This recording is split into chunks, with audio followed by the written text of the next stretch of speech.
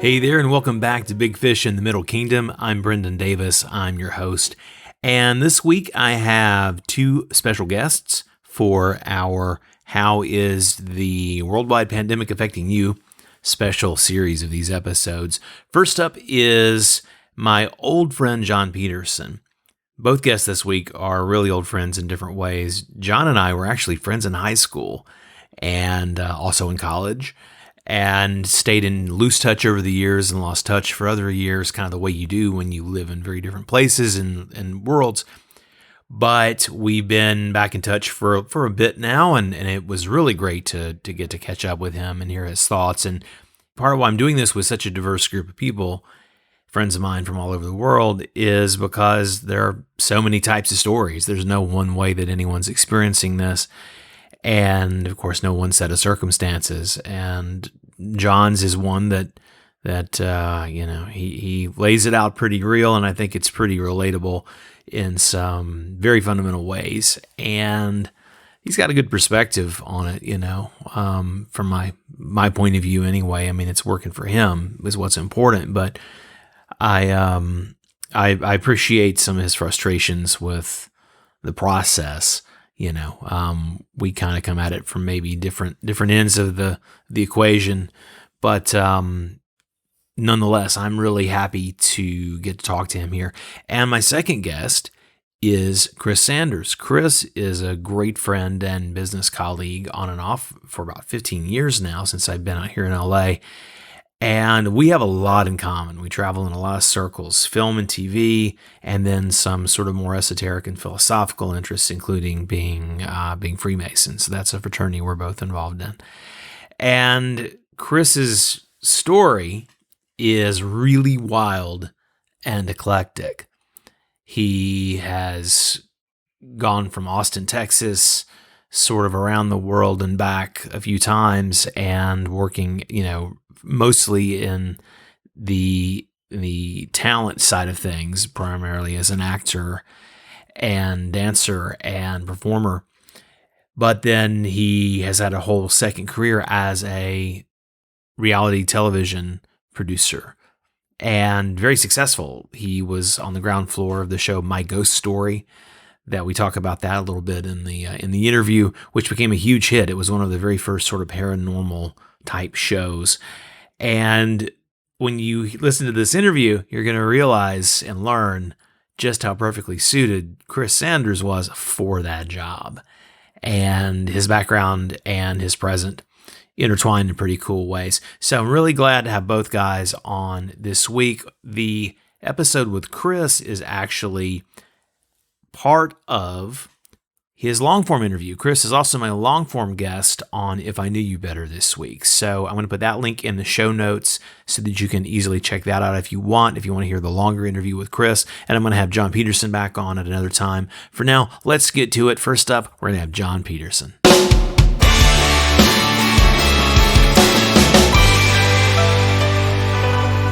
John Peterson, welcome to the show, man. Salut. How are you?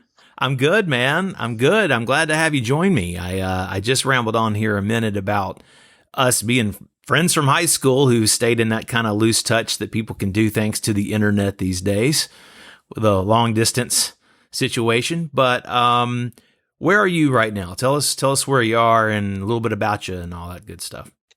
Well, I am in Woodstock, Georgia, which is a northern suburb of Atlanta. Been here for about, 25 years. Originally from Albany, Georgia, like you said, went to high school with you. And, after graduating from high school, went to Athens, went to school there, and then followed you over here to Atlanta. So here nice. I am ever since. Yeah. You've been keeping it real, keeping it anchored down there. And, I like it here. Yeah, no, I like to visit. I mean, I pop back and forth. I mean, a couple times just through the airport, basically. But I've also done a little bit of visiting last year when I was back for a minute. And it's always I always have nice things to say whenever anybody asks me about where I'm from and all that. I mean, I've always got I've got mostly good memories, which is, I guess, At whatever age you live to, that's a good thing. So we're recording and we're doing these little check-ins, as you know, and as I just said to the person listening. What's your experience with this like? What's kind of your situation there? So you're in basically suburb of Atlanta. We're recording on April 9th, 10th, doesn't matter. April 9th. Yep. Yes, we're recording April 9th. This is coming out tomorrow. So, what's kind of been your experience? What's the situation there? Are you under mandatory, suggested, stay at home? What's the deal? Yeah, I mean, right now, we were under some sort of order from the governor to shelter in place until Monday, the 13th, but that's been extended now, I believe, to the end of the month. Okay. That's been one thing it's been kind of hard to nail down the details of all this because it's kind of fluid, and the rules apply differently depending what kind of establishment you might want to go to. Like, for instance, restaurants, dine-in is closed, but you can do carry out. But then things like essential services, like a grocery store, is open. Yeah. I think they're limiting the number of people that can be in there at one time. It's all a little confusing. Liquor stores, are apparently an essential business. Yes, those liquor stores and the weed stores are legal here in California. Those are definitely open. Yeah, that's probably a good idea. It's probably a good idea. Yeah, it's probably a good idea to keep people occupied and happy. Yeah. So, I mean, like, for instance, I went out this morning, probably about 7:30, drive up to, the retail shopping areas. I was going to get something to eat at a drive-through, and usually there would be just hundreds of cars because lots of people live up here in this area. It's a little bedroom community, and lots of, working folks live up here. And normally it would just be bustling and very, very few cars out on the road, very few people. I did run into a friend of mine and talked with him a little bit from our cars. Other than that, not a whole lot of social interaction, and there was hardly anybody at any of the restaurants at all. Yeah, I've worked in the restaurant industry for probably most of my adult life in one way or another, and so I have a lot of friends that do that kind of stuff. And boy, I really feel for them because I don't even know if they're going to have jobs to come back to. And right now, it's tough. A lot of them are single mothers, and my mom. I mean, my mom. That was one of her, cocktail waitressing and thing. That was one of her many jobs to keep us going when I was a kid. And I had a real personal, starting as a kid, and then all my friends growing up, and of course, a lot of entertainment folks, especially on the actor talent side, which is probably half the people out here. Yeah. I mean, unless you're working on a thing, you need some kind of a flexible fill-in job. So tons of them do. I mean, all these service industry jobs. I mean, so it's a huge percentage of the population everywhere, really. It is. And, I went to my favorite pizza place yesterday, and they, you can order ahead and they bring the food out to your car or whatever, which I'm kind of dubious about how protective that really is. But anyway, I guess better than nothing. And I was the only car in the whole parking lot, and I asked her, how's it going? And she's like, I'm just bored as hell. I'm sorry. Join the club. We all are. No doubt. No doubt. Then I live by myself right now, so it's and you just a little background on me. I grew up as a very shy, introverted person, and I probably still kind of was in high school, but I've gradually become that's changed, and I don't know why, but I'm very extroverted now, and I enjoy social contact with people. So this is driving me nuts. I was gonna say the old John Peterson, because I'm I'm sort of in the middle, but I'm really an introvert who plays an extrovert all the time when I have to, you know. But the John Peterson of like back in the day would probably be like just working on the third book or something. I mean, like you'd be thriving right now, you know.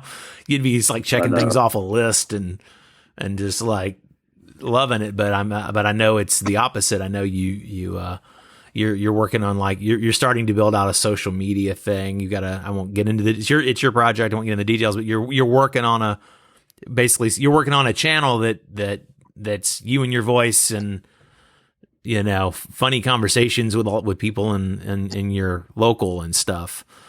Am I summarizing it okay? Is that Yeah, that's pretty much it. It's mostly this dude that I met from my social outings. I met him a couple of years ago. He's a lot older than me, but he's just funny as hell. I mean, and after a while talking with him, I thought, I got to get this guy on camera. I mean, this can't just go to waste. He's great. Yeah. And it's mostly him. It's me in the background trying to kind of steer him and keep him between the lines a little bit. Yeah. Well, this is why you're going to learn to edit, as we've been talking about offline. That's exactly right. Because he'll mention people's names, and you need to be able to go beep or yeah, a little bit. It's still going to be kind of pornographic. I mean, as far as verbally, as far as the language goes. Yeah, because that's what makes it kind of funny. Yeah. But anyway, that kind of humor. When you're in the mood for it, that kind of humor is just what the doctor ordered. It requires a little what I call social lubrication. Yes. Yes. Yeah. It's bar humor. It's bar humor, whether you're in the bar, you know, or just metaphorically. It's pretty funny sometimes. Yeah. Sometimes it's not. But, anyway, that's something I've been working on a little bit. Yeah. So you are, is it fair to categorize you as retired at this point? So in terms of like having to deal with a job or dial into something, you're not really having to do that day Not to at day. the moment, but you know, for the last several years, I kind of quit the corporate thing and then just been doing, well, basically IT consulting, and I'm a CPA as well. So I just do project work. And right now I don't have a project going on that I'm getting paid for anyway. Right. But no, I'd still do that. I mostly can work from home anyway. So that's what I was kind of getting at, is if you have something come up, as soon as people are getting a little back to normal, you might find some of your stuff pick back up, and you can choose whether you have to go into a place or whether you can work from home. Yeah. I think that's going to be the interesting thing about this whole ordeal, is that I think employers are going to realize that people can get their damn jobs done from home instead of having to drive in, for an hour on Highway 400 in traffic. And then, it just makes everybody more productive, in my opinion. I'm sure in some cases it's not a great fit depending on the job, but I think it's going to be an eye opener for a lot of employers. Yeah. I've been thinking about that too. That's a theme that comes up with a lot of people who I've been talking to, is again, there's some kinds of jobs that absolutely, your physical presence is required, and the actual, all the stuff that I do, there's a ton of planning that is done like this. It's done from my laptop at home or in a hotel room or where Starbucks or where the hell I am. But then the thing that we're setting up, that requires getting with a big group of people, that you have to feed and take care of, and equipment and blah, blah, blah. So it's going to be weird. My whole industry's in a strange place, but in terms of, so that's one of the things you sort of think about how it's going to go. What else? What are some other things that you're sort of just, you're a philosophical guy. What are some of the things you're thinking about as some of the longer term changes, adaptations, problems, opportunities, however that question hits you. Well, I mean, I don't know about you, but I mean, this is uncharted territory for my life. I've never been through anything like this. Even the older folks I know can't really, compare it to anything else they've been through. Really, it's just kind of weird. And I have a different way of looking at this than a lot of folks. I mean, not going into politics or whatever, but I'm somewhat of a libertarian in that I believe in limited federal government. I just have this thing, and I inherited it from both my mom and my dad, that I don't like people to tell me what to do. Even if I just don't.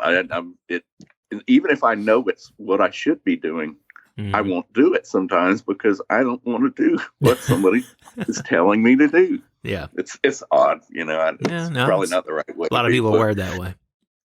Well, I don't know. I think that's a natural tendency, and like all things that exist in everybody. For some people, things are stronger, and that's a strong thing for you. Yeah, my mom and my dad are very much like that. Were and so anyway, so my natural inclination is to play devil's advocate with all this stuff, and so far, I mean, I know it's bad, and I'm sorry that people are dying. It's awful, and it really is. But the way this is being broadcast in the media, with these raw numbers that are not put into any context, they're not being compared to other things that are going on with people, and a lot of your listeners may not like this, but I just think it's being overblown a bit. And I hope, I hope I'm right. It'd be better if this didn't turn out to be as bad as what they were originally projecting, of course. But I'm just naturally very skeptical about all of it. And I was reading some numbers last night, and I can't remember what the sources were for them, but they were from different. It wasn't just like Fox News. It was something. I can't remember. It was something that was a fairly. I think it was like CBS or something that's fairly middle of the road. Yeah, it was. I think it might have been sourced from the AP, some of it, but it was in the Atlanta Journal-Constitution, which is the paper here. That's like the big. That's like I don't even know if they. Well, that's like the New York Times or the LA Times. Yeah, that's like the paper of record in Atlanta. Yeah, I don't even know if they actually physically print I think they do, but it's pretty limited. Anyway, so I've read a few articles on there, and they said something like, I think in the last 3 weeks, there's over 16 million new unemployment claims. Yeah. And that's unprecedented. Yeah. A lot of unprecedented things right now. 1 in 10 American workers is out of a job. Yeah. Now they lost their job. There were a couple other things that just blew my mind. Yeah. So, I mean, this is really destroying our economy, our response to this. And and maybe that's the right thing to do. I'm not, I'm no expert, but it worries me looking at it, because this isn't something that's just going to come back overnight by the governor changing the route. I mean, a lot of these small businesses, most people in the United States are employed by small businesses. And what if they can't stay afloat? Yeah. They're not going to, those jobs aren't going to automatically be there once things turn back to normal. So I worry about that a lot. Yeah. And not just from a standpoint of looking at my investment account, but really from a standpoint of all the people that I know and I love, that what the hell are they going to do? Yeah. Long term. I mean, this might really hurt them for a long time. And so I feel that, man. I've been mostly self-employed, for most of my life, with a handful of exceptions. But it's a crazy climate for everybody, and that's the thing about it that really strikes me is that You mentioned that like some of the older folks you talk to, I mean, no one has a frame of reference. There is no good comparison, and people have written tons of articles about this, so I don't have to go on about it. But the reality is, we haven't had a globally, unifying event in our lifetimes. And that Spanish flu is a reference for, something that had a similar, not only is a similar kind of situation, but it had something of a similar impact. But we haven't had this thing where everyone's dealing in some way. And again, me from my side of normally being based in Beijing and having seen this slow boil of this before it even really was thought of left Hubei province, I mean, I was watching this stuff like late December, so I'm sitting here in, heading into the second week of April in LA, and people, not to be political, but yeah, you had posted the other day about frustration with the governor there in Georgia and just it's been covered well other places, but saying we didn't know was asymptomatic. Okay, well, no, some of us knew this in like mid-January, son. It was knowable. Yeah. The fact that you didn't know it doesn't mean it wasn't knowable. And this does apply. I don't know. This applies to a lot of people. I was watching that press conference live, and he said that.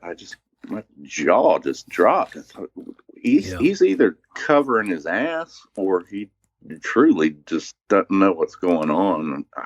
I don't know which it is, but yeah, I was a little disappointed. But sure, and this isn't.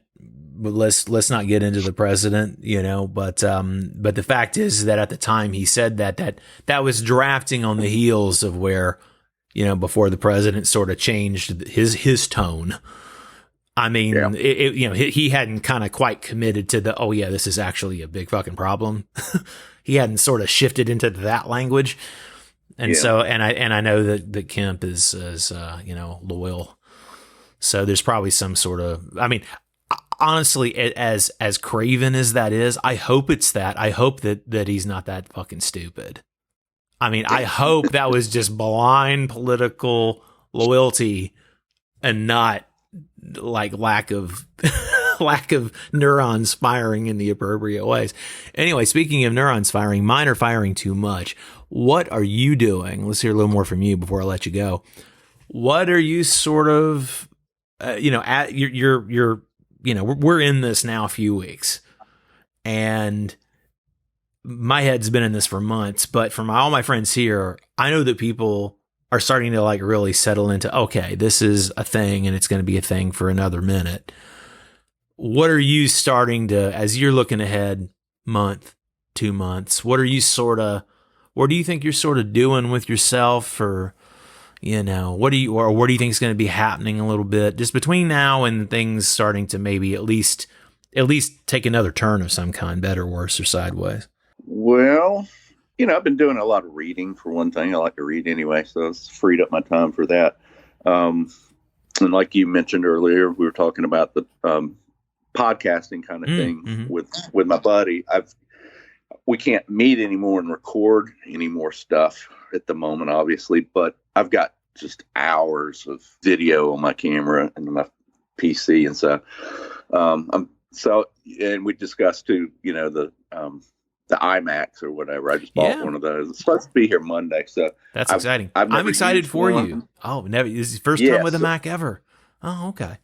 Yeah, so I'm going to learn video editing, hopefully, nice. And so I'll play around with that stuff. That'll keep me real busy, I'm sure.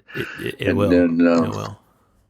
Yeah, and then I've always wanted to be able to speak conversational French, so I've been taking. How's that going? You were asking me. We're chatting about some apps. Are you kind of finding your way through? I met some girl somewhere sometime a few weeks ago, and she recommended a certain app that was on her phone, and I think that's what I'm using. Mm-hmm. And I don't know, it's pretty easy to use. It's just real basic stuff, and I haven't really gotten that far into it. I've mostly been looking at the computer stuff. But yeah, what can you say in between? Impress me with your French. I'll flex on my Chinese. I'll say hello, ni hao. Was it bonjour? Bonjour? Bonjour, bonsoir, I guess would be appropriate right now. Nice. Yes. Whatever. Yes. Sorry, you were saying as I interrupted you as you were kind of wrapping it up there. What was so that's enough to keep you busy, you think, for a minute? Yeah, it'll keep me entertained. At least it's somewhat productive. Other than that,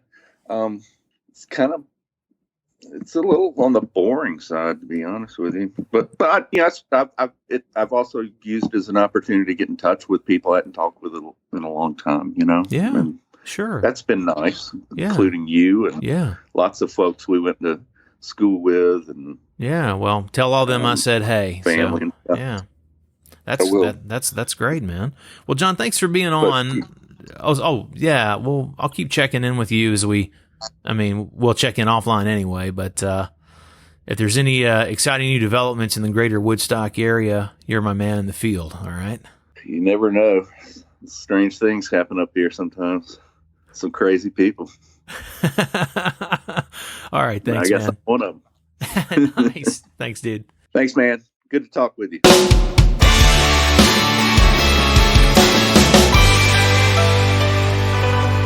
Welcome to the If I Knew You Better podcast. My name is Brendan Davis, and I appreciate you being here with me today. I'm coming to you from my temporary home, for how long we don't quite know yet, here in Los Angeles, and I'm really happy today to be speaking to one of my very best friends and longtime business partner in different capacities. We've traveled a lot of roads and have many more to travel. Chris Sanders, welcome to the show, man. Thank you for having me on, Brendan. It's a rainy day in LA, so it's a good time to have a chat. Absolutely. And so you are in beautiful Culver City, which I like very much. Your neighborhood's very nice. We're going to talk about a few things. Before we start to get into the super deep details, though, just give us a little bit of a sort of a short-ish bio, kind of who are you, what do you do, where are you from, those sorts of things. My name's Christopher Randolph Sanders. In full, I grew up in Austin, Texas. I came to LA in the summer of '99, kind of via London. And I've been sort of immersed in various communities here in Los Angeles for that whole time. I would say I have a foot in the spiritual and the entertainment communities, right, and all the sort of things that revolve around those. And Los Angeles has been a great place for all of that. Yeah, what we're going to get into your coming to LA story. I'll mention a quick note here. Also, I have this other podcast, dear listener, Big Fish in the Middle Kingdom. It was my original show, and I've relaunched it recently. And so what I'm doing is I'm also checking in with a lot of people all over the world to get sort of their COVID story, right? And so I'm putting some sort of shorter chunks just on that together, 2 or 3 per week. And I'm going to cross-post this. So you may be listening to this right now on Big Fish in the Middle Kingdom. I'm recording Chris Sanders for If I Knew You Better. We're doing a long-form interview. So we're going to be on for an hour plus and really get into some cool stuff. So if you're just hearing this little COVID snippet on Big Fish, I encourage you to check the link in the show notes and pop over and check out the full interview with Chris. But let's talk about it. What has been your experience? It is April 9 as we record this. We're releasing this April 10. So this is coming out the day after we record. What's kind of the status right now for you and, well, us, frankly, here in LA? And yeah, what's been your tale? You've had quite a tale with this whole thing. Yeah, it's good to literally 1 month ago, I was in Vegas. I was leaving Vegas to and sensing what was kind of oncoming, right? Coming back to LA to then go to what I presumed was going to be going to South by Southwest in Austin. Right. And you were just taking a super quick. You had just finished a job and you were taking a super quick little vacation to Vegas, just to give that little chunk of context. You were coming home to LA. You live in LA. Yes. So basically 2 months ago, I wouldn't think I'd be where I am now, but 2 months ago, I basically came off of 3 weeks of working in development and casting for a sort of paranormal ufology show of which I've worked in, quite a bit, Right. So I was really happy to be able to I saw this window, right? I saw a window. This is a show that was hopefully going to go into further production. I was anticipating going back to that in sort of maybe a month's time. Right. And I saw this window of like, oh, I can go to Vegas. I can go to South by Southwest, see my mom, see old friends. I like to go to Vegas every year because the Bellagio has probably the most, in America at least, immense shrine. I call it a shrine, but it's for the lunar animal of the year. So this year, the year of the rat, they have it. I mean, it's a gigantic, amazing. It's multiple rooms, and you have this giant rat statues with money trees and all this kind of cool stuff. All over the world to see it. Yeah, and it's a really neat spectacle. So I always like to go there around the Lunar New Year, and see that, and just kind of kick back a little bit. And the vibes were already sort of setting in, though. You know, like news of Wuhan, and like Americans. You know, the buzz in America was like, yeah, these ill winds are blowing in. You know, kind of. But it hadn't quite set in yet, though. But so that vibe was there in Vegas. I basically woke up on a Sunday, said like, oh, ironically enough, like this week is the last week to go see this showing at the show, because they tear it down after that. They leave it up for 6 weeks.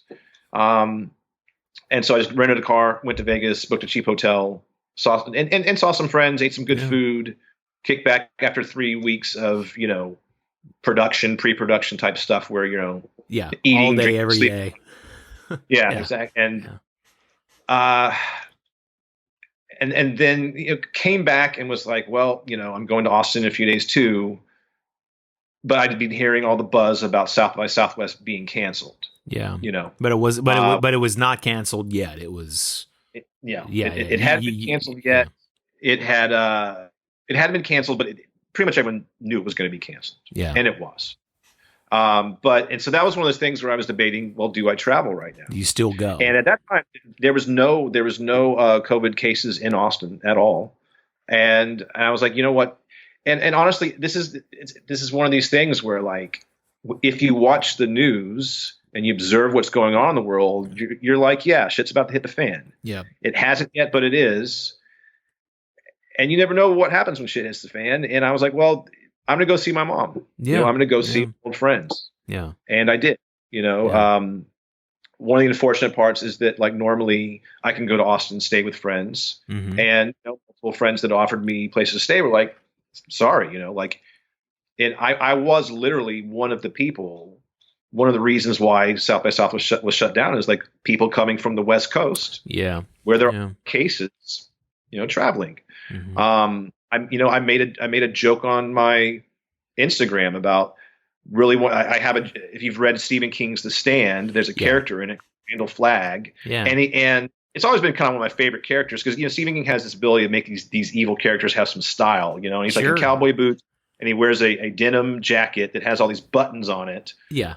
Yeah. In my mind now, it's Brad Pitt and like Once Upon a Time in Hollywood, but it's Brad Pitt in that wardrobe, and that's my current Randall Flagg in my head. Precise.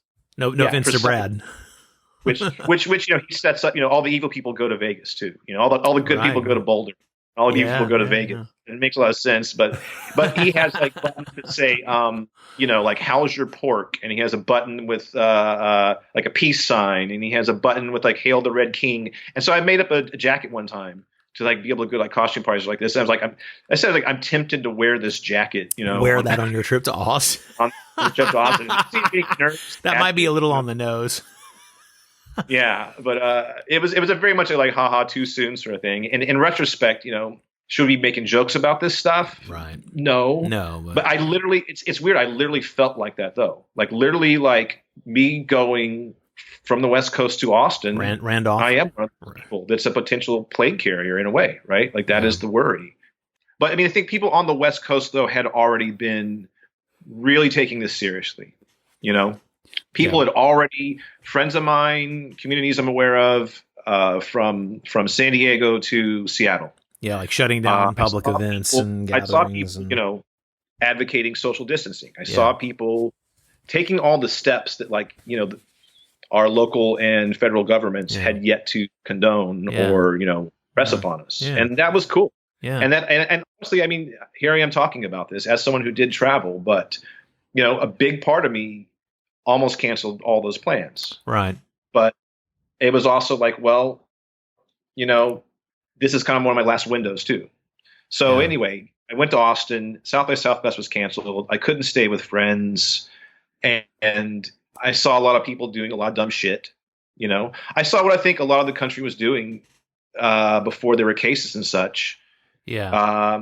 And not taking this seriously. Socializing like an evangelist family at Bob Evans. Exactly. People still get big crowds, Austin, all that kind of stuff. What I ended up doing, though, I basically went and stayed with my mom one night and realized, she's one of the vulnerable. Honestly, I'm one of the vulnerable. I have high blood pressure, like most people in their 40s. And I realized, I'm just going to hunker down in some Airbnbs and hotels while I'm here, primarily. Not put her at risk. Because literally while I was there, like clockwork, COVID cases started appearing. Okay. From very specific sources. Like I think it was the wife of the University of Texas had gone to New York, and that's where it looked like people that had gone to New York and come back to Austin. That's where it was coming from. Right. I'm not trying to blame work or whatever. And not to spoil the plot, but and you've been back. It's been a while. I mean, you're fortunately not. You're not sick or anything. So joking aside, we know it wasn't you. But the point is that yes, travelers were probably importing these cases. I cut my trip short actually. I literally, my plan was to be there a good 10 days or so. I cut it in half.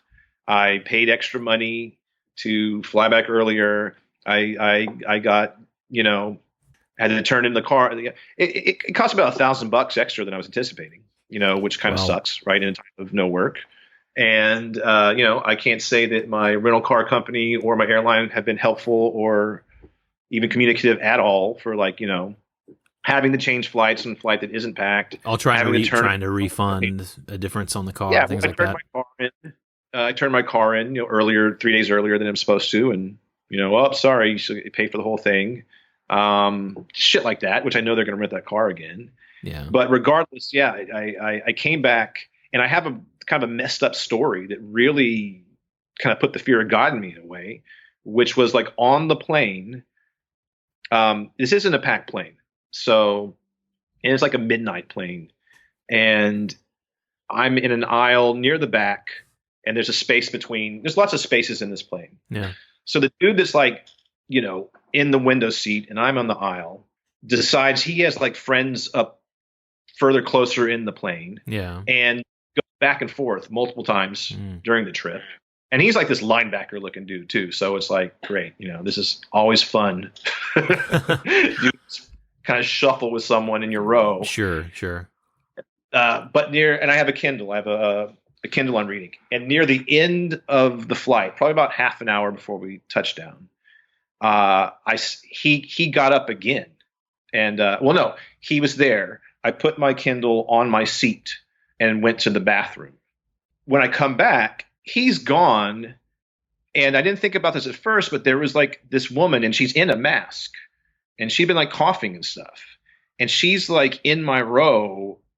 But as soon as I get there, she sort of gets up and goes to the bathroom too. Right. So I'm kind of and I was like, what was going on? I was that was weird. And then I noticed that my Kindle is gone. Huh. Gone. It's not in my seat anymore. And I'm and I finally just kind of say to the stewardess there, I'm like, hey, I had a Kindle here. Yeah. There's a guy next to me has been moving around a lot. He was here when I left. Now he's gone. And my first thought's that guy took my Kindle and went up to the front of the plane, is trying to make off with it, right? Okay. But then, and I'm just kind of what is going on here? And I'm looking everywhere. I'm looking on the floor, which, is always lots of fun during a pandemic on a fucking plane. Yeah. Touching everything. Rubbing around on the floor and just looking for stuff. And then I look up and I see that the stewardess I was talking to is holding my Kindle. It's wet. It obviously has wet handprints all over it. Huh. And the woman that was in the aisle with me, with the mask on, is coming out, and I'm just what the fuck is going on? And she was she saw it laying in an empty seat, so she took it to make sure she's looking out for. I'm who does that? She's looking out for me by bringing my device to the bathroom and getting weird shit all over it. Huh. And it was just bizarro. And I was just like, and people around us were kind of like, yeah, that's kind of fucked up. What the fuck is going on here? Right. And I was like, it was like really kind of sad. And it's like, why is this airline people like, why are they letting strangers take people's stuff to the bathroom? I don't know. And obviously they're not looking at every single person that goes to the bathroom, what they're carrying, that sort of thing. Yeah. But it was just it's still a mystery to me. And like, why that woman picked it up? And then do you think maybe she thought of taking it and thought better and left it in the bathroom, and then had a story? I mean, that's hard to unpack all that. There's kind of like, I mean, there's basically two things that were going on. Either she was trying to be helpful or she was trying to steal it, probably. Yeah. You know? I mean, this is near the end of the trip. Yeah. She saw something, but it was, I don't know. It was just, if she was trying to be helpful, that wasn't helpful. There might have been other ways to do it. Yeah. Yeah. That wasn't helpful. Hey, in this, there's a Kindle sitting here in this seat, stewardess. Yeah. Please come save it from an uncertain future. Is it someone, or is it someone in the back? I don't know. Like, don't take it to the bathroom and get your wet hand. I don't know. Did she? There was like a weird vibe too, where I think the stewardess was like maybe new. I don't know. Like maybe she was trying to stuff it in her bag or something, and then didn't happen. So, I don't know. It was just weird. That's the last thing I wanted, was to have this like coughing masked stranger take my devices to the bathroom and come back with handprints and wet stuff all over it, and and I have to carry this off the plane now. Thanks. That's always. I would have taken that in-flight magazine and wrapped it, and then Yeah, I mean, they gave me some sanitizer. I scrubbed it down, wiped it down really well, all that kind of stuff. But that was my return to LA. Okay, and it was a return of like, okay, yeah, people are doing a lot of dumb things. People aren't using their heads. We're in this real stressful situation, and I'm just, I basically got back. I went to the store. I went to all the LA, mandatory places. I went to Target. I went to Trader Joe's. I went to Ralph's, and that was about it. Bought a lot of food. Spent a lot of money on a lot of food. Bought like a month or two worth of food. I didn't. It wasn't hoarding. It wasn't crazy. But I had luckily gone to Costco a month ago, and like I always do, bought a big economy pack. So I was kind of set. Yeah. But yeah, I basically did that, and I've been in quarantine for a month. I haven't had any food prepared by anybody else, really. Yeah. I haven't, because I haven't, that's it. Besides, I haven't, I've been here. Yeah. I've been taking long walks. Yeah. Everything I've eaten has been from my own making, for 3+ weeks or something like that, I think. And my friend Naeem gave me a lift. I don't have a car here in LA. Gave me a lift. We did some shopping back before things got totally crazy. Although still didn't buy any toilet paper, for instance. Couldn't get that. But we went to the Smokehouse restaurant. Mm-hmm. And we were going to have some food anyway. And he said, "Why don't we go? Let's go someplace pretty good, because it might be a while before we have any." Like, you're right.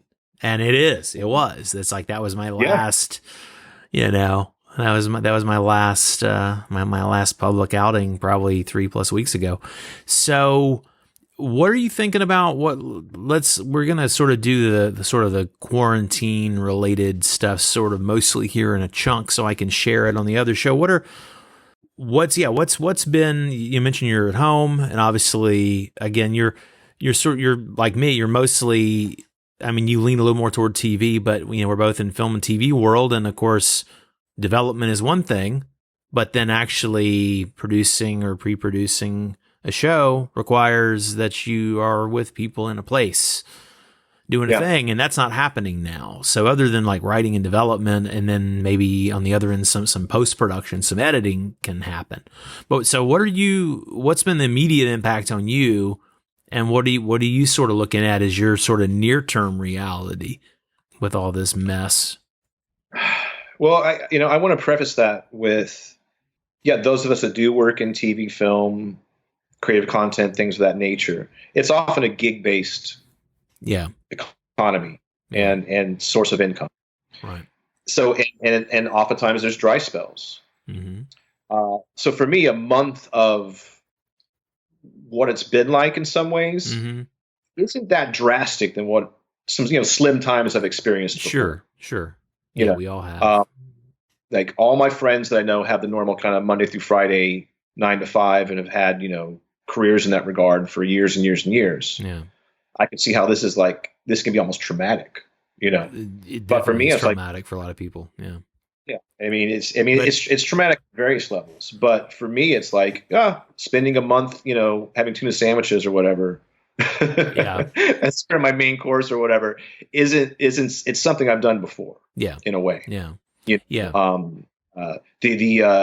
Having to practice solitude because you don't have the money, kind of fuck you money to go out in LA and like go to clubs and go to bars and go to special things and go to the Hollywood Bowl, all that kind of stuff. And, not having that and like going months at a time, not having that and having to still enjoy your life in Los Angeles. Sure. I'm accustomed to that. I'm accustomed to periods of time like that. Right. So in a way, it's like, okay, this feels familiar in some ways, but then obviously in so many other ways, it's not familiar. It's like in some ways I'm equipped for this. In other ways, this is a strange new world that like we're all experiencing together in certain conditions. So my experience has been familiar in some ways and, frustrating.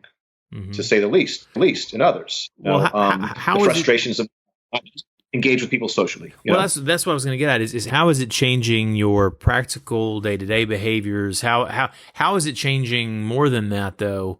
Sort of your outlook, and how are you seeing other people react? And we certainly see a ton of that stuff online. But yeah, how are you sort of, to the degrees that you have to adapt, besides the super obvious that we all know, but like you personally, what are some specific things, also maybe some tips to stay sane, things like that. But like, what are your own personal adaptations and what are you seeing happening amongst our fellow folks here?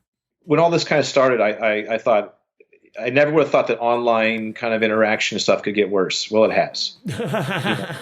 And I'm going to kind of touch on that in a second. Yeah. But as far as like personal adaptations, what I find that I want the most when I'm feeling for it, I'm not like all the time, is like I miss the sound of human voices. Right. So I encourage people. I'm not one of those people.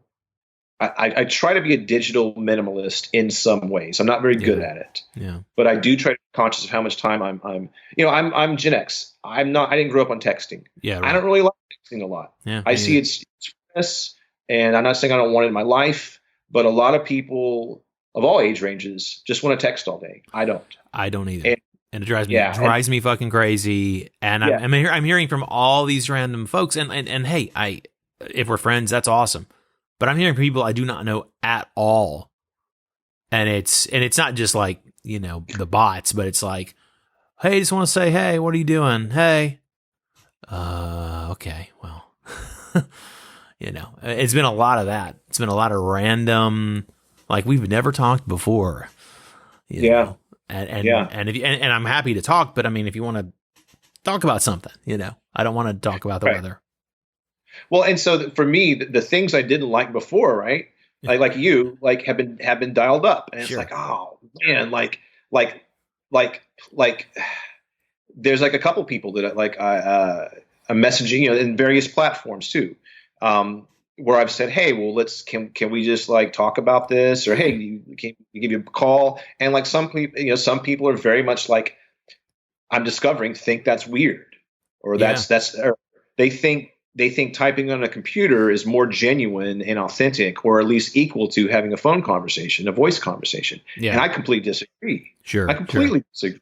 And I don't understand how anyone can think that. They're like, well, this is communication. This is, or even like we do sometimes, like leave instead of texting a bunch, leave a voice message. Like you're much better at than I, Well, I'm better at filling up your I'm better at filling up your thread with 10 minutes worth of them. But we're used to, like, because we've been friends a long time and travel in a lot of circles, and we work together on and off for years, and we keep each other up to date on just general stuff. So because I'm normally in Beijing and the time difference, it's pretty common that like I'll send you 5 or 10 minutes worth of messages, and then whatever the 8-hour differential that, oh, okay, now you're up and you've had your coffee and you're catching up on stuff, and then you'll reply, and that's just kind of the routine. Right. In our particular case, that I've got this similar situation with a few dozen people, but that's, I think that's, it's interesting that I mean, especially younger people that are just really fulfilled. I mean, I think they just want the touch point, I think that's why some people are genuinely fulfilled, is they like the touch point, and just like even the quick text with a quick reply kind of does it. But what drives me crazy is when it's like that never ending ping pong match without kind of saying anything. And if it's just to say hi and chit chat, well then, let's do, even if it's okay, let's do a 10-minute call, let's actually chat or throw on the video and just say, hey, for a few minutes. And you had much more connection with that person than like some little disembodied thing. But you were saying you I know we've talked about this a bit just amongst ourselves offline, that I mean, you mentioned people are a lot of people are in a horribly stressed position, and I'm not without stress myself, but having worked mostly for myself for most of my life, I'm busier than ever at the moment. I mean, some things are on pause or having to have a rethink, but I've got other stuff that just doesn't stop. So I'm busier than ever. And so I've had a few people just like randomly call me without a warning.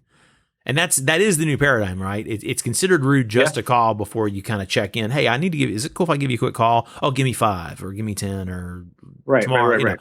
But I've had a handful of people from other sort of cultural dispositions or some Americans actually, but I've had a few people just randomly call at weird times. Mm-hmm. And it's funny because I mean, I'm this sounds like I'm saying that I'm self-important. I don't mean it like that. Just random calls would interrupt this interview.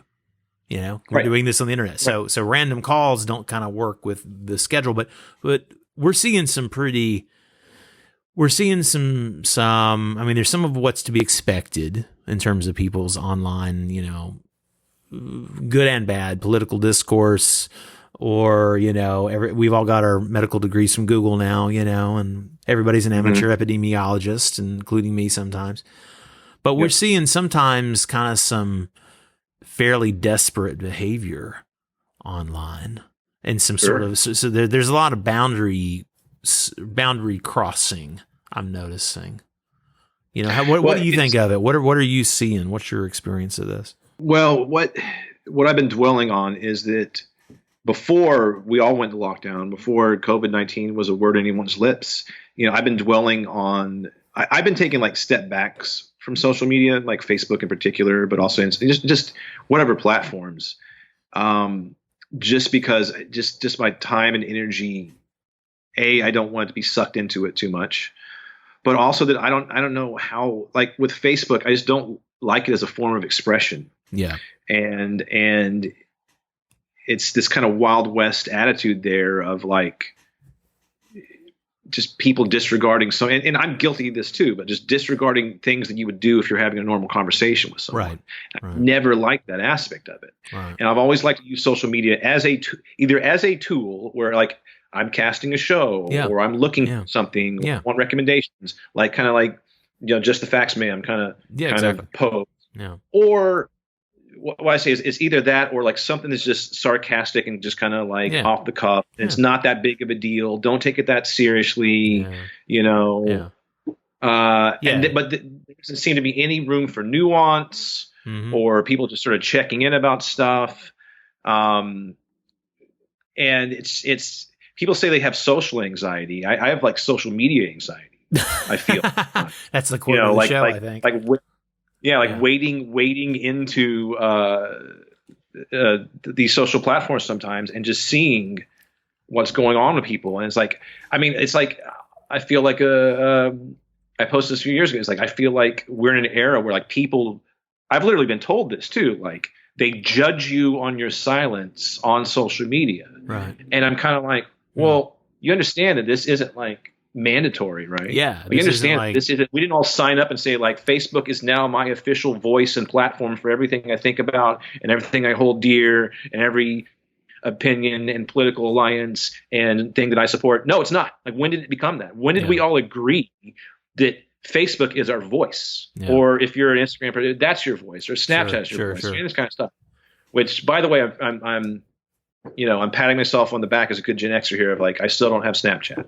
Okay. And I don't want to add your Snapchat. I had it, and I just, I understand that it's for it's not for me. Yeah. It's not for me, basically. But I just, it's funny that there's so many things we could talk about in these regards, but that's just sort of like, so I've been meaning to make a big post for a while of like, hey, I'm just kind of letting people know that, like, I've stepped back from this. I don't want to be too much time or energy. I don't really like this platform. I see a lot of like heads butting and that sort of stuff. Sure. I feel like people judge you for not saying things, which is kind of weird. Yeah. When people get like, your silence is telling, it's like, we're not standing next to each other. We're not having coffee, we're talking. Yeah. Like, this is a computer, and it's a thing that we all participate in voluntarily and give all our time and energy and data to all day long. Sure. Maybe I don't have to do that. I have plenty of friends that don't have any social media. Yeah. And you know what? They're great people, and I like hanging out with them in person more than I like arguing on the internet or having to explain myself on the internet when there's miscommunications, or people make a lot of assumptions about things too. I see that a lot. It's like you say something, and then that turns into this whole big thing of like, wait, no, but I didn't say that. This is one thing I've been thinking about a lot. This is something that really frustrates me. What I see online is a lot of, people use the word echo chamber, and it's cliche, but it's true. I see a lot of people that all day long, all they do is like, say something, here's my statement, and then everyone hops on and agrees with them, right? And if one person, and I'm not even saying disagrees, if one person says anything that isn't like complete agreement, right? Mm-hmm. People flip out. Yeah. People get upset. People take like you not agreeing with them as like an attack. It's like a digital version. There were less politically correct names for this game when I was a kid, but a slightly more family friendly name is kill the guy with the ball.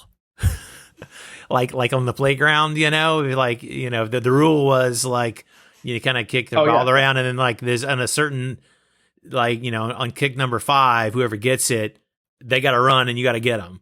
Try to tackle them and beat the hell out of them. And so it's become like a digital version of kill the guy with the ball. If you're the guy that dares to weigh in, with something like you said, that's not part of the doctrinaire line of that particular little. It's like, what grown up has time for this? Yeah, exactly. What grown up gives it any weight or has time for this? I have less than zero interest or time. It fulfills nothing in my life and I appreciate that there are personality types who, they're I'm a Capricorn with a Taurus rising, Pisces moon. I tend to be a little more, that's what that means for y'all non-hippie people is I'm pretty grounded in the earth. I got like a deep emotional life, but I'm pretty grounded in the earth and practical concerns, right? We're going to get into philosophical chunk in a second, but you're one of my philosophical advisors. That's a fair summary, would you say? Well, yeah, I'd say that certainly. Yeah. But other people are like, I was talking with a friend earlier, actually, well, it's right here. If you're listening to this on the Big Fish in the Middle Kingdom podcast, there's one other of a short interview kind of talking about this whole COVID quarantine situation and your personal experience. John Peterson, who's the other guest on this show, I think I'm going to put him first and wrap up with you. He just talked about just earlier. We just had our call before I'm having this chat with you here. He was basically saying, basically as a kid, which when I really knew, when we were tight friends, he was very introverted. Now he's become an extrovert over 30 odd years. And so he's going totally crazy, Yeah. And you're much more, I think you're more of a balanced guy, but you definitely have your extroverted side as well as your let me go into the cave side. Yeah. And I'm more of a Yeah. cave guy. I mean, the Yeah. cave is the womb is my home is my womb. You know, I have a home Sure. office Yep. wherever I am, basically. So for you, are you? I think. I mean, basically, some people are not. Some people are wired to handle it better, and some people are wired to be super sensitive at this time. And again, Yeah. plus Yeah. there's tons of people with economic wretchedness, you know, because their kind of job, you know, is like you show up and that's how you get paid, and if you can't show up, you're screwed. So, what are you looking at as some of the, as we sort of wrap up this chunk? But I want to get your thoughts before we move on. What do you see? What are you thinking about longer term? Like what's kind of your wild crystal ball guess about how this might, could, possibly, should, hopefully will play out, and what's kind of your strategy for getting to the end of that without going crazy? Good question. Well, let me just say, I'm a Gemini with a Capricorn rising, There you go. and back in my MySpace bio, I had all these descriptions of myself that were kind of like seemingly paradoxes, but they're not. They're all part of me. And one was that I'm a gregarious misanthrope. Right. Which I love that play by Voltaire, right? I love because that. I always felt, I'm one of those people who's like, I'm one of the X-Men. I'm apart from society. People look at me weird. Yada yada sort of stuff. But I mean, I love humanity. I like exploring parts of humanity. I like societies. I like going out, mixing it up, and all this sort of stuff. But in a lot of ways, I am an introvert in a way that like I need my alone time. I'm fine being alone. It doesn't bother me too much. Or I like being with a close knit group of people, so we can have deeper conversations and connections that way. And as far as solutions now for people being isolated, I want to touch on it because we criticize sort of social media culture, but there's so many aspects that I do like, and I do get that everyone has different needs, different ways they want to express themselves. And it's the double-edged sword of, I feel like a lot of people like myself didn't grow up with social media. Yeah. Well, every human wants a voice. Everybody wants a voice. Right. And social media has provided people with a voice, and especially people that are introverted or don't get out much or shy or whatever it may be, but do want a voice. Social media has provided that. And that's a good thing. It's a healthy thing. Sure. It's a healthy thing to be able to speak your piece and be able to have a voice and to be heard. And that's a good thing. I just think people, when you let that become your official voice or the voice that you put all your emotional energy around, I don't think is a good thing. Yeah. That's what causes some problems in genuine communication with people. Right. So it's good that we all have a voice, though. It's good that the modern technology has given creative types the capacity for at least a couple decades now to do things that were only in the hands of the wealthy and people with the resources and whatnot before. You can film a movie on your iPhone now. You don't need a production company. Right. I don't want to see it, but you can do it. So I'm just kidding. There have been some great ones like that. Yeah, exactly. So obviously, I'm trying to encourage myself and encourage others. Let this be a creative time. Let it be that time to write that book. Let it be that time to work on those projects. Keep your yourself busy with some sort of creative outlets. But I've also that's the whole thing. You get barraged by all these memes, right? Everyone thinks they're an expert and has the best advice for everything. Yeah. And a lot of people are like, oh, if you don't be productive during this time, then you're just lazy. But it's also like, what? This is the first month, and honestly, this is what I did. I came back and I realized at some point I was going to do a fast. I'm actually going to start that kind of Easter weekend kind of thing, right? Okay. Kind of line it up with like a cleanse that I do every year. And we've talked about I do a week cleanse, and I always feel really good about it. And I could, and I do it kind of like clockwork each year. So I was like, all right, I'm just gonna eat whatever I want for 2 weeks. I'm gonna eat ice cream and spaghetti and whatever. Eat all the things. Eat all the things, and then I'm gonna ease into a cleanse, and then I'm gonna do that, and then kind of see where we're at. And so, like, you asked what's my long-term advice. My long-term advice is to, hopefully everybody just took that month to just kind of chill and not pressure themselves and not feel like they had to do anything other than sit around their PJs, I think that's cool because my feelings are that people are looking at this as like something that's happened, the pandemic, and the COVID, and the lockdown, the quarantine. This is like the opening act. Yeah. This isn't something that's happened in the past. Yeah. If this is like the whole show and either you're a conspiracy theorist or if this is just whatever it is, this is the opening act. Yeah. Like we don't even know what's behind the curtain yet. We don't even know what the first act is going to entail when they really start telling the story. Yeah. Right. This is the prologue. Yeah. This is the origin story for the Fifth Element. Yeah. Right. This is how we ended up living in a pod, and you've got to have you got to be scanned at every step of the way to do every single thing, and let us see your digital papers constantly. This past month is the opening act. Yeah. This isn't something that's happened already. Like we are seeing the very first beginning of a lot of things that are going to happen and develop, and the best thing to do really is kind of like relax, take a deep breath, and observe what's happening. That's what I'm trying to do. I'm trying to observe just a month into the future here and that. And like with a month ago, it was like, I'm going to quarantine for a month and just kind of chill and not pressure myself, not beat up myself, be safe, be cautious, and just be gentle, But now that, we're going into a second month, it's like, okay, it's tough. It's tough. I'm zeroing in some creative projects. I'm doing things like this. I'm having a lot more Zooms these days.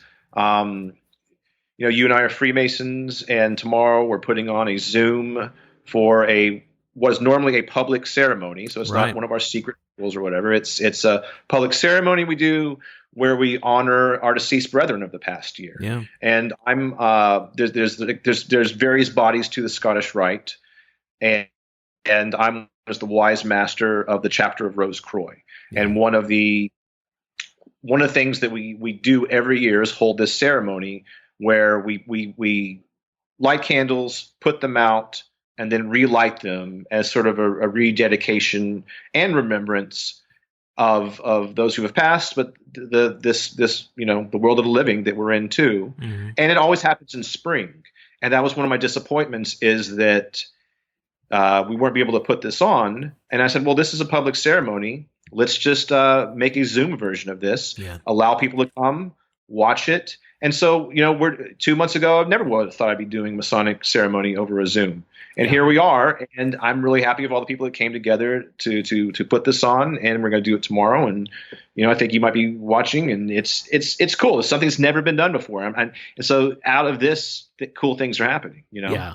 You had one last particular COVID story that you wanted to tell us about your adventure. Yes. One of the highlights of my COVID pandemic traveling to Austin story is that the final meal that I had was with my mom. And when I say the final meal, what I mean is the last meal that I had in a sit-down restaurant prepared by other people over a month ago was with my mother, and we got Tex-Mex, and we got queso and enchiladas, and tacos at one of these old spots in the neighborhood I grew up in, and that's a wonderful memory. Yeah, and I'm glad I did that. And I wouldn't, if anything, that whole trip and all of it's kind of like being frustrating and being expensive and being worrisome and being sad and disappointing in a lot of ways, I wouldn't exchange any of that for that experience of knowing that, like, if the whole world went to shit, like major big time whatever tomorrow, and we're living in Terminator land tomorrow or RoboCop or whatever, it's I had that experience. That was like my final, like, if I never have a meal at a restaurant again, having queso and enchiladas with my mom, in the neighborhood I grew up in, was worth going to Austin. Yeah. And I don't see that as happening. Sure. But in the context now of, sitting at home, having, grilled cheese sandwiches and tomato soup for a month and being, paranoid about other people preparing food for me, not wanting that at all. I'm glad I did that. I'm glad I had that experience. And, I timed it perfectly too, because literally that was the last day that Austin had restaurants open. And there's, When you go to Austin, you want to go eat there. Yeah. So if I'd stayed there longer, I would have been in Austin where I couldn't get enchiladas. That I'd would be have in been Austin torture. where I couldn't get a chicken fried steak, and that's torture right there. No, Yeah. Not able to get any barbecue in Austin or something. That would be. Yeah. So I'm glad I did that. Some people were giving me shit for like having gone to Austin during these times, and it is what it is. I don't regret it. I'm like, that's why I came back early. That's why I bunkered down in a hotel on the east side. I'm not going to feel guilty for having that meal with my mom. I feel great about it. Well, I'm going to put links in the show notes. People can find you at the places. Chris Sanders, thanks so much, man. Thank you, Brandon.